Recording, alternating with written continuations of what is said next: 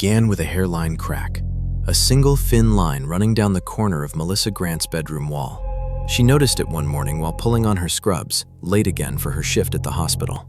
She frowned, pressed her fingertip to the crack, and felt the wall tremble slightly, just a ripple, like a muscle beneath skin. She blinked. Walls don't move. She shrugged it off and left for work. That night, she returned exhausted, tossed her bag near the dresser, and crawled into bed. She barely noticed the crack again, now a little longer, bending slightly to the left as if following something beneath the paint. At 3:01 a.m., she woke to a soft groan, the sound of wood and plaster shifting. She sat up, bleary-eyed, listening. The house settled sometimes, old buildings did that, but this wasn't settling, it was breathing. A slow, deep inhale that made the air near the wall cool and damp. She turned on her lamp. The crack was wider. And for a moment, just a split, heart-stopping moment, she thought she saw something like fingers pushing from inside the wall. 5 long indentations pressing outward. But when she blinked again, they were gone. Just a crack. She laughed nervously and went back to sleep with the lamp on. The next morning, the crack had doubled in length. By day 3, the crack ran from ceiling to floor, splitting the corner like a wound. Melissa pressed her palm to it again and jerked her hand away. It was warm. Warmer than the rest of the room, as if someone were on the other side of the wall pressing their hand back. She slept on the couch that night. At 3:01 a.m., she woke again. Not to groaning, not to shifting, to scratching, from inside the bedroom wall. Slow, deliberate, like nails dragging downward. She held her breath, listening, frozen on the couch. Scrrr, scrrr, scrrr. Then silence. In the morning, she found paint dust on the bedroom floor, and 3 long scratch marks cutting through the paint, as if something inside the wall had clawed downward while she slept. Her chest tightened with fear. She called her landlord. He said old houses cracked, stop worrying. He'd send someone next week. She didn't want to wait. That night, something new happened. The wall had moved. Actually moved. Her bed, which was normally 2 feet from the corner, now sat pushed against it.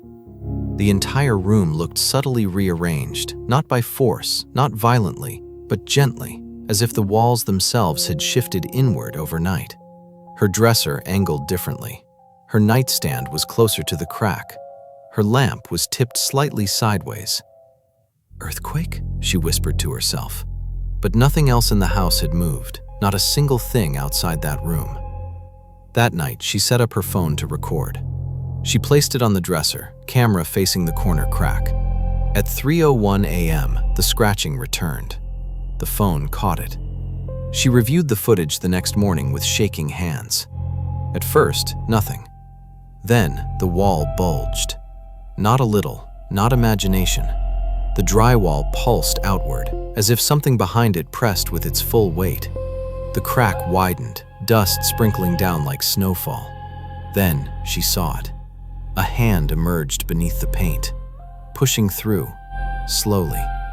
Fingertips first, long, thin, bending wrong, knuckleless.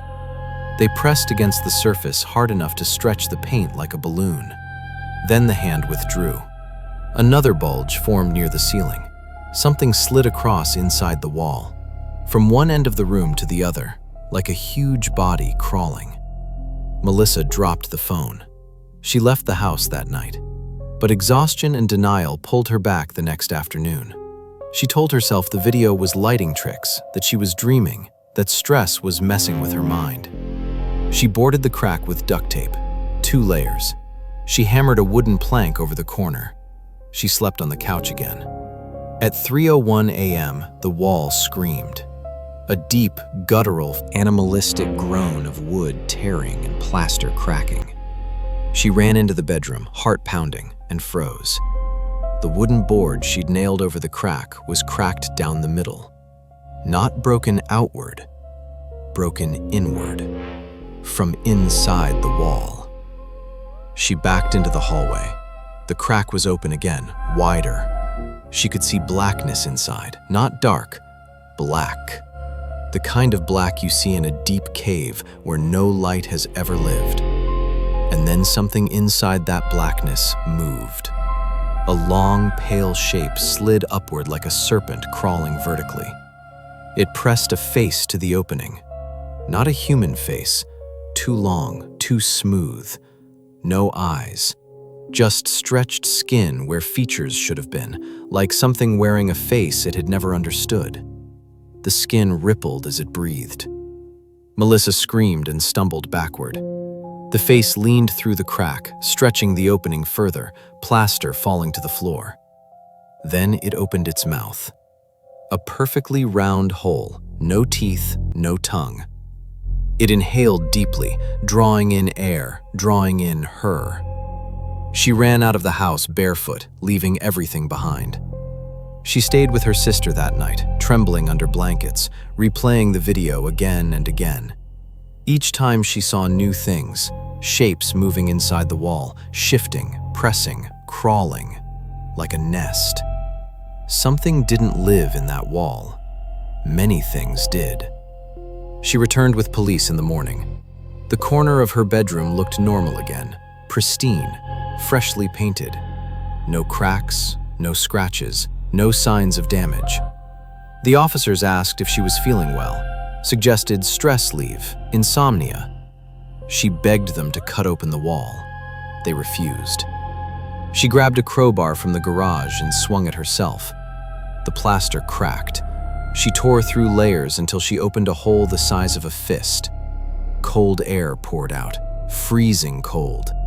And inside, she found it.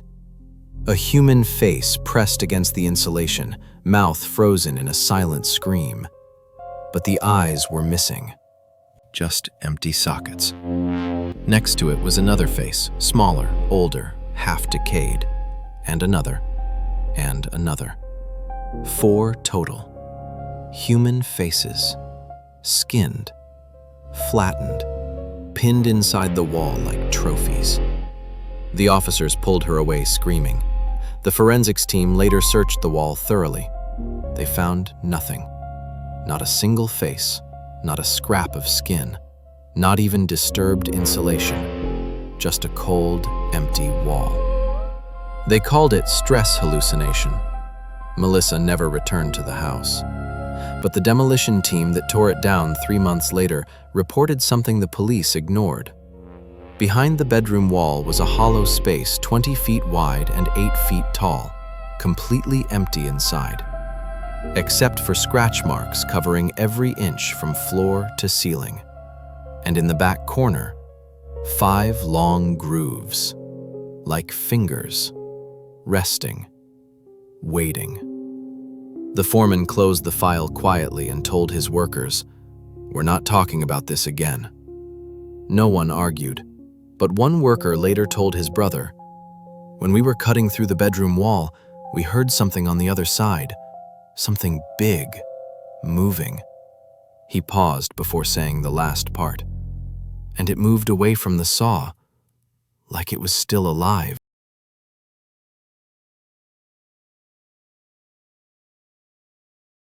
They told him apartment 3B had some quirks. Old pipes, thin walls, the occasional creak at night. Nothing serious, nothing dangerous. That's what they always say before something goes horribly wrong. Noah Pierce, a freelance videographer who moved to the city for work, wasn't superstitious. He was practical, broke, exhausted, and in desperate need of a cheap place near downtown. So when the studio apartment became available at a price far below market rate, he didn't even question it. He should have questioned everything.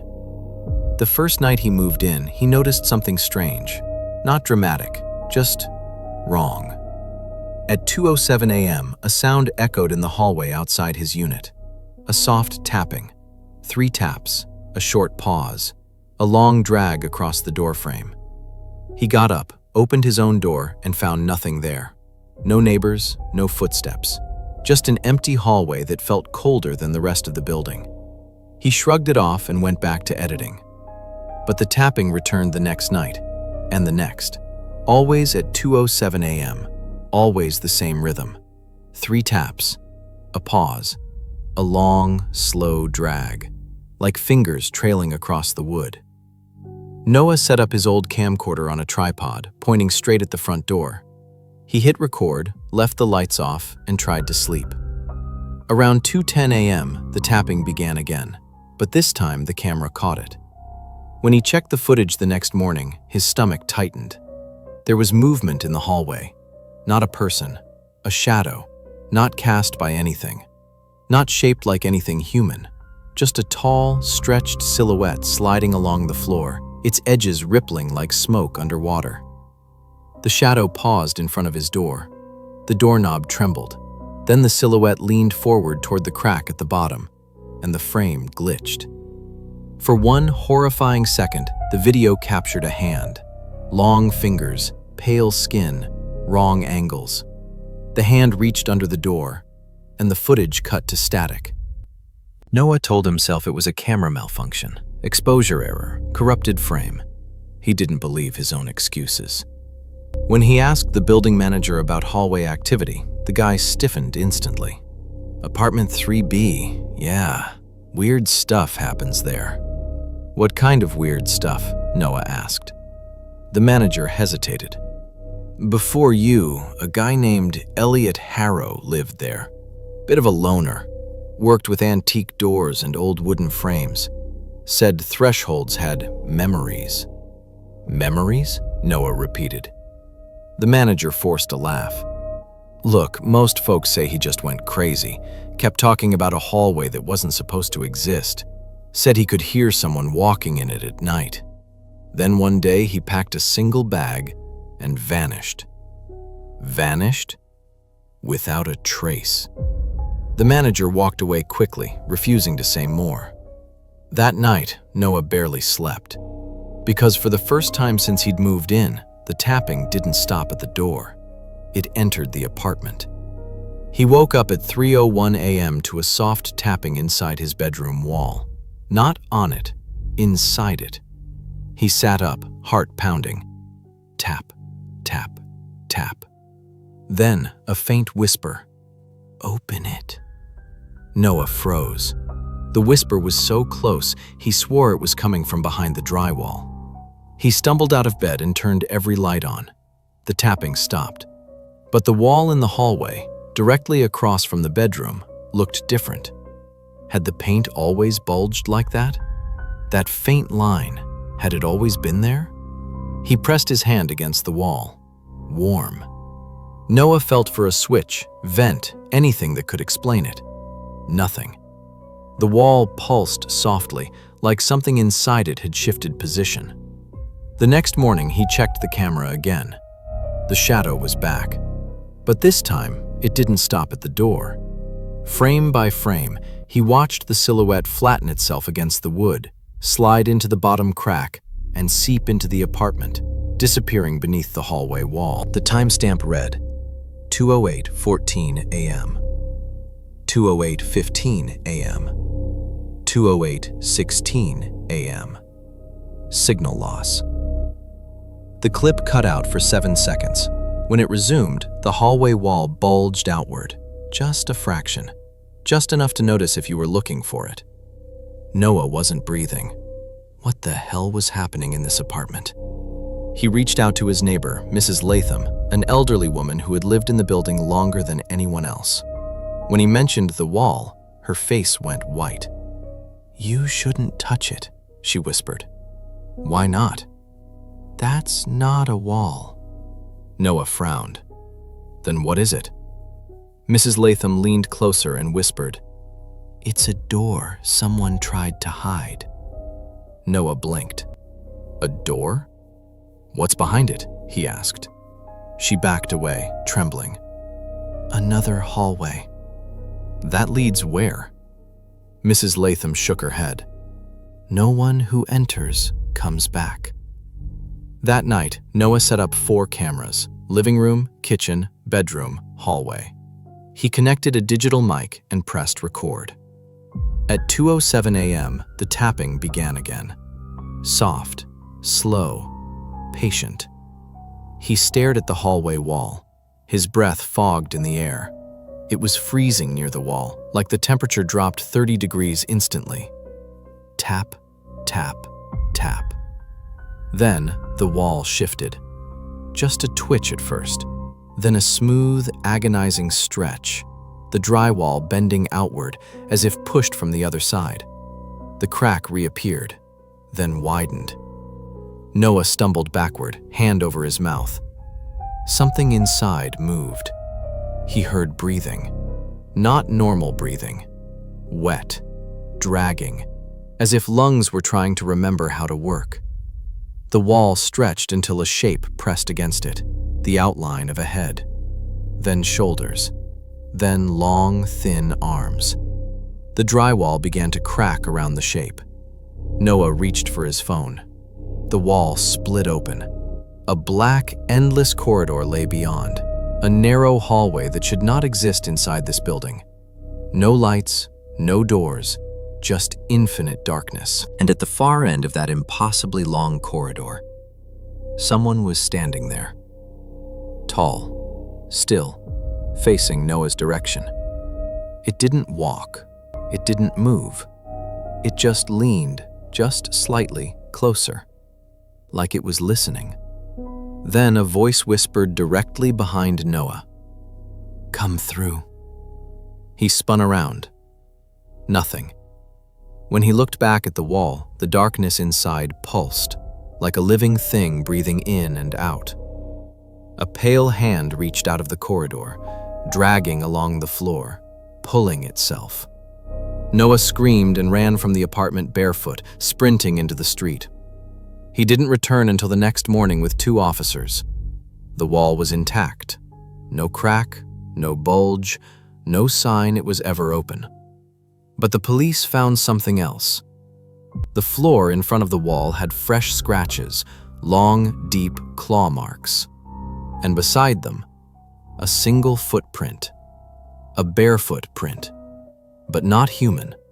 Too long, too narrow, almost boneless.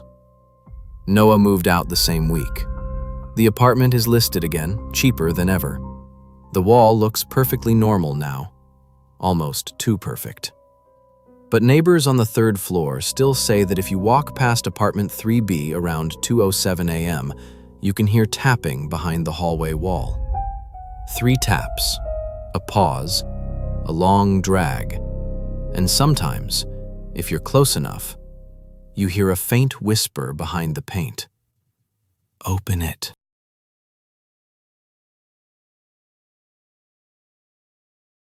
The scraping sound started at 1:55 a.m., a thin, metallic dragging that threaded itself through the kitchen tile and into the bones of the house. At first, Marcus Reed thought it was a loose floorboard or an errant pipe, odd noises that come with an old rental. He rolled over, thumbed his phone, and told himself to sleep.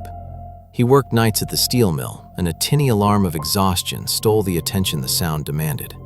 By the 3rd night, he could no longer ignore it. The sound had a rhythm now, a slow slide, a halt, another slide, and then a soft settling that felt deliberate, as if something heavy were choosing where to rest. Marcus walked barefoot into the kitchen and stopped dead. The dining chair, the plain oak with the small gouge at the leg that he had bought from a thrift store, was not where he had left it. It faced the hallway, an impossible angle for a chair with no wheels. The back legs were perfectly aligned with the tile grout, as if it had been set down carefully and not dragged. He ran his hand along the seat. It was cool and dry. There were faint scuff marks on the tile, as if something had brushed the chair into position, but nothing that connected to a human grip. The gouge on the leg matched no tool, no man's fingernail. It looked like a claw. He placed his phone on the counter and recorded for 10 minutes. Nothing happened. The chair stayed where he'd found it, as if waiting. He laughed at himself in the dark, fed the dogs, and went back to bed. At 1:55 a.m., the scraping returned, but this time the camera caught it. The chair rotated 2 degrees and slid 3 inches. The image was grainy, haloed by his kitchen light, but there was no visible hand, no wind, nothing to explain the movement. The file, time-stamped and innocuous, sat on his phone like an accusation. Marcus posted a clip online as a joke. The comments were a mix of ridicule and the sort of bored bravado that lives under midnight posts. "You've got mice. Drafts." Someone said, "Sell the chair," and someone else replied, "Burn the house." It made him sleep worse. He began to time the noise, to mark the pattern on a scratch pad. 155, 211, 155, 211. The irregularity held a pattern, as if the house had a clock of its own. On night 7, he set up a proper camera, old but decent, on a tripod aimed at the chair and counter. He went to work exhausted, hands raw from calipers and metal, and he told his sister on the phone he'd get to the bottom of it.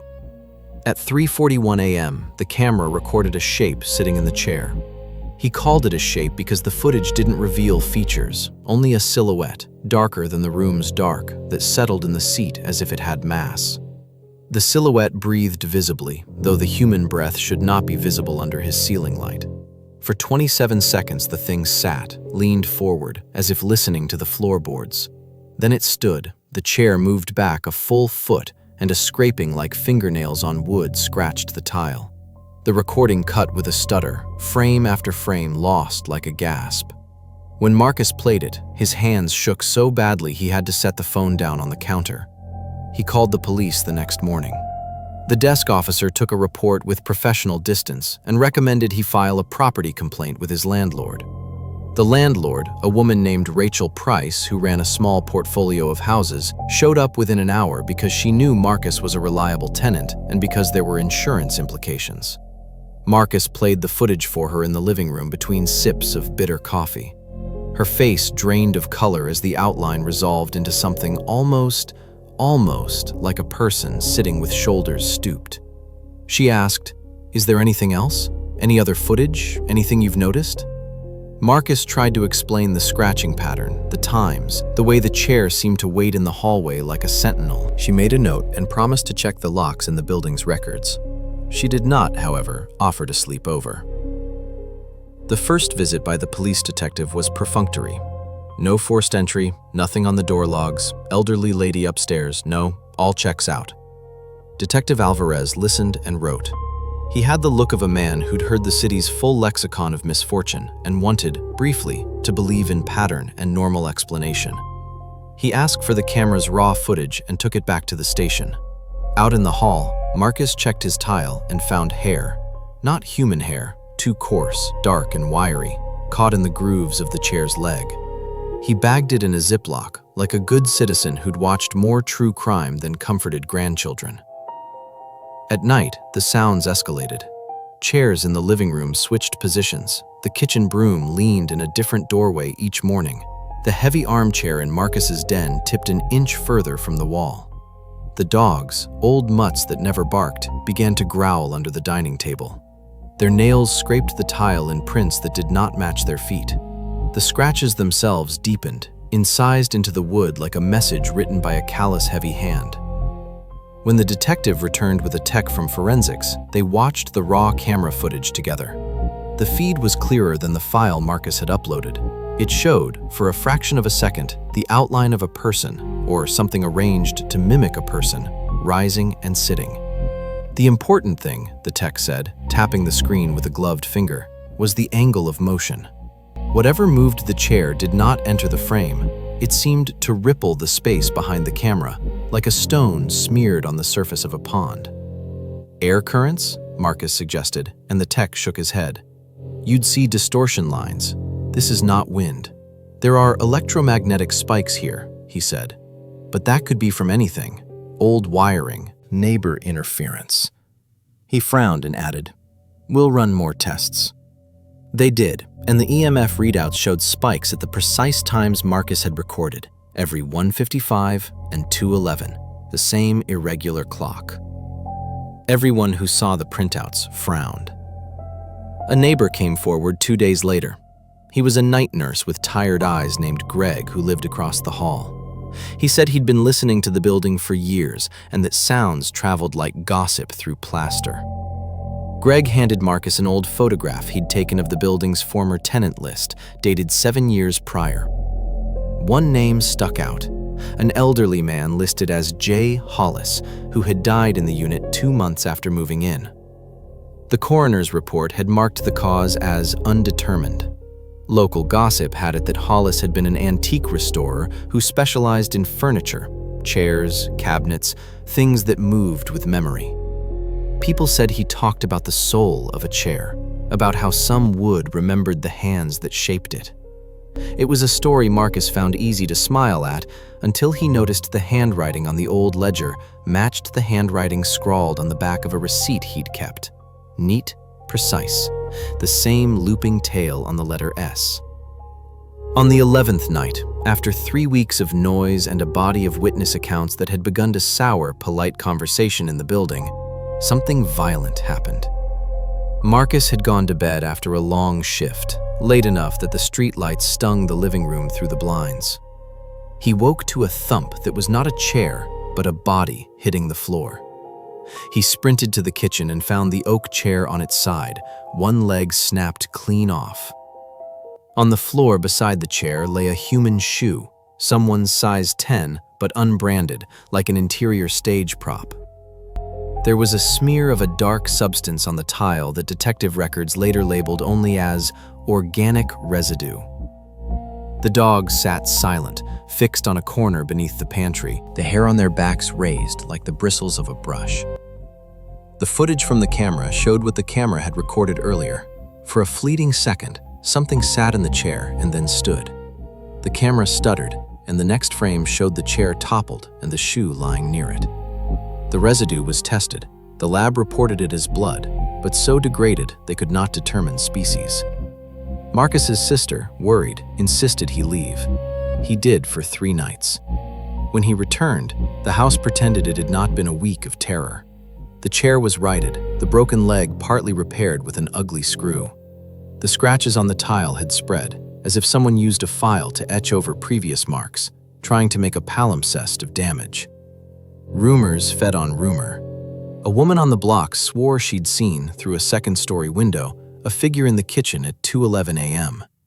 She said it rose and moved like a man wearing another man's shadow. Another resident reported waking to find every dining room chair in a neat line by the stairs, facing the same direction, the hallway. People began to sleep over at friends' houses. Drivers stayed in their cars rather than go upstairs. Landlords posted notices about structural repairs. Repairmen arrived with a firmity that damaged furniture men always wore: tools, jokes, an appetite for disagreeing with the supernatural. They tightened bolts, they replaced floor crosspieces, they blamed humidity and the old city foundations. The house healed on the surface. The sounds did not stop. Marcus began to think of the chair as a test. It sat in the hallway, sometimes by the door, sometimes in the middle of the kitchen, sometimes tipped against the wall. He found a list scrawled in pencil on the back of a receipt tucked beneath its seat. Dates and times. No words. He kept that receipt. He widened his camera net. 4 cameras, angles covering each room. The technical report would later say those footage sets contained anomalous frame drops and brief, localized electromagnetic disturbances that could not be reproduced in the lab. Marcus believed, perhaps because he wanted an enemy he could name, that the movement was not malicious. It was communicative. Then the neighbor's toddler disappeared. The child was 3, his name Jonah, and he was the sort of presence that made the building hum softer. Little hands on elevator buttons, socks across linoleum. One afternoon, he was playing near the stairwell with a toy truck, his mother calling from the apartment for a snack. 10 minutes later, the toy lay in the stair landing, wheels spinning in a neat groove, and no Jonah. The building erupted. Marcus led a search with flashlights and barking dogs and police, running floor by floor. The stairwell smelled of bleach and heating ducts. Officers found a smear of the same dark residue near a service hatch beneath the stairs. It hummed under the light like old shame. The hatch opened to a crawl space no human lived in. Pipes, insulation, a nest of raccoon fur, but also an arrangement of objects. The dining chair, the child's toy truck, the torn shoe found earlier. They were bunched as if placed in a ritual. The chair's back was turned to the service hatch, facing outward with the seat empty. There was no Jonah that night. Cameras recorded curious things, the chair sliding from the kitchen to the stair landing, and the stair landing camera showing nothing crossing the frame.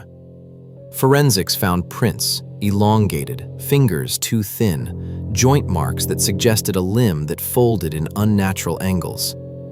DNA was inconclusive. The detective's face became a study in fatigue. They did not arrest anyone. They could not. They had a chair and a trail as slippery as grease. People started whispering about the chair's origin. A rumor, like the dry rot of gossip, said Jay Hollis never really died. That he had attempted a ritual to bind memory to wood, to make a thing hold on to his craftsman's love after the body abandoned him. People said Hollis loved his chairs, in the lonely way of men who spend years in empty basements, shaping and sanding wood until it holds the ghost of their hands. Maybe he'd bound something to a chair. Maybe he had bound a chair to something. Stories will invent logic where none exists. The city issued a notice. For safety, the building would be boarded up pending an investigation. Marcus moved out of the unit the next day, dragging a bag of clothes and the memory of the chair like a lead weight. From across the street, the building looked ordinary, brick, sun-faded, a neighbor's laundry line. But if you stood there at 1:55 a.m., if you listened, really listened, you could hear a scrape, a sigh, a chair settling into a new place. Whatever sat in that chair had not simply been moving furniture, it had been arranging a map, placing things like pins along a human geography. Months later, the community tried to forget. The chair was taken by evidence and never returned.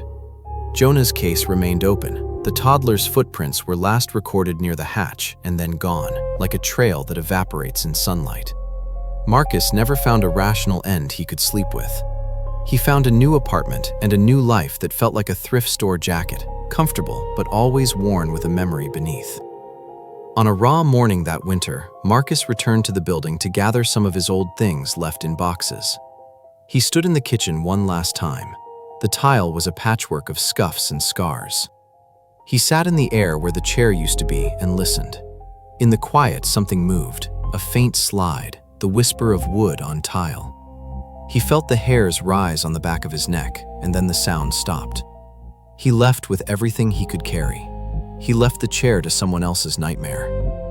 People tell different endings. Some say the chair now sits in a museum at the edge of town, labeled Object of Interest.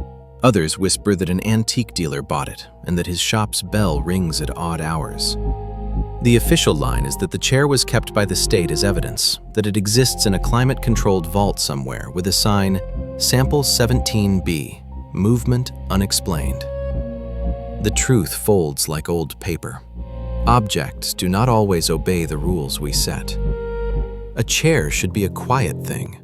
A chair should bear the weight of a living body and nothing more. But when wood remembers, when the grain keeps a record of hands and voices, the inanimate learns how to ask and how to wait.